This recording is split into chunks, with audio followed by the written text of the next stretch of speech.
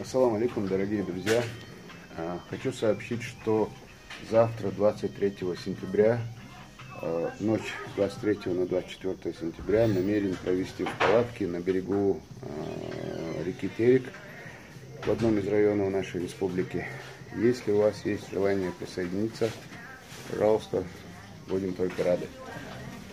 Для тех, кто желает присоединиться к этой, скажем так, к отдыху этому, пожалуйста, буду вас ждать у вывески «Я люблю Грозный» перед мечетью сердца Чечни.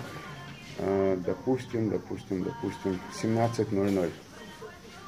В 17:00 я отъезжаю от этой вывески, еду в сторону Терека, нахожу там симпатичное место, где можно переночевать у костра, спокойно посидеть. Рано утром хочу подняться, попробовать поискать змей, поймать хотя бы одну. То меня называют змееловым, но я еще ни одну змею не поймал и даже не держал в руках. Так что надо этот вопрос, скажем так, решить. Далее сразу скажу насчет следующих выходных. Следующие выходные, 30-е это будет суббота, 29-е это будет пятница. Вот. В пятницу, 29 сентября, просто дело в том, что в этот раз день у меня будет день рождения, хочу провести такую небольшую авантюру. Узнал, что река Терек, протекая по Чеченской республике, имеет продолжительность свою от границы с Ингушетией до границы с Дагестаном, имеет продолжительность 218 километров. И у меня есть надувная резиновая лодка.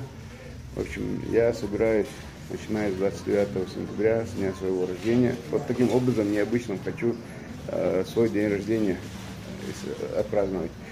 В общем, хочу совершить такое небольшое одиночное путешествие от границы с Ингушетией до границы с Дагестаном на резиновой лодке по Тереку.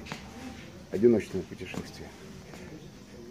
Туда я, к сожалению, никого не приглашаю, но я думаю, успею там снять разные материалы и надеюсь, будет интересно. А так, те, кто желает просто посидеть ночью у костра, спокойно поспать, пожалуйста, приглашаю завтра в 17:00 мечеть сердца Чечни. С собой взять немного еды, там, теплой одежды. Если что, у меня есть 2 палатки в общей сложности на 5-6 человек.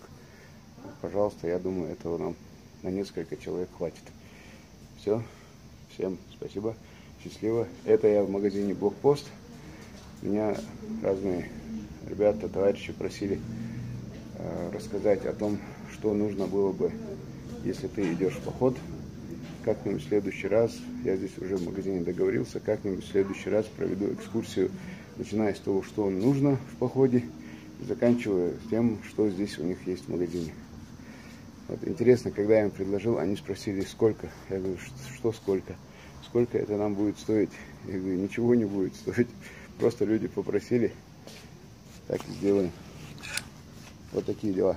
Так что приходите завтра, посидим у костра.